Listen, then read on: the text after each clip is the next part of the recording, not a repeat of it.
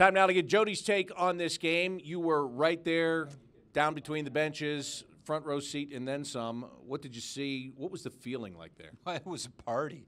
I mean, right from the opening introductions with the DJ going up and all the wow, these fans were ready, and the players didn't disappoint. I thought they controlled the game the entire game. Puck possession, smart plays. Panarin's first shift as a Blue Jacket, when he circled the zone and kept possession and made a great play, and then Milano comes out and scores. It was just like, it was so well played and well scripted. And when you look at the little parts of the game, winning battles, great stick checks, little things that they talk about, and there was no penalty until midway through the second period. And I don't know if the Blue Jackets really deserved anything in that department tonight, but it was a well-played game.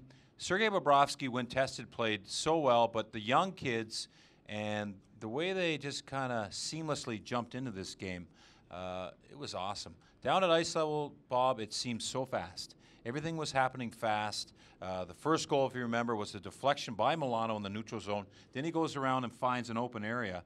And that deflection allowed both of his line mates to keep speed. And they just used that speed and frustrated the Islanders all night long.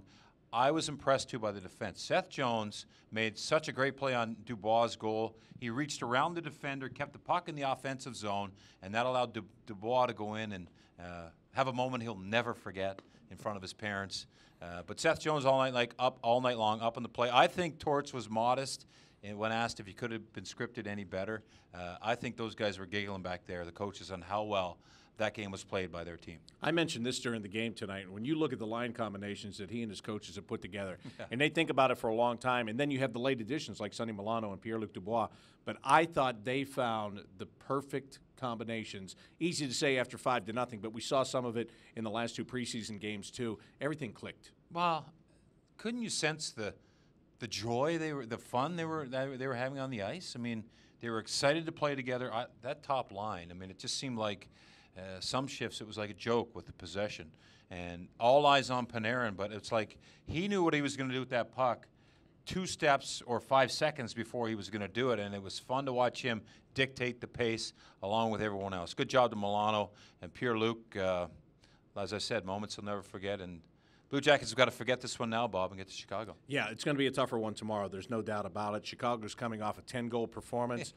They know Artemi Panarin pretty well. I'm not saying they're going to be able to stop him, but they do know him, and they know his tendencies.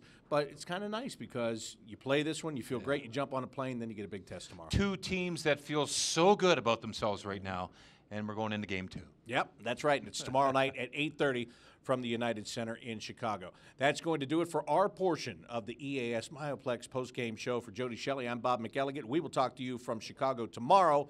Ryan Mitchell will rejoin you next on the El Dorado Scioto Downs Blue Jackets Radio Network.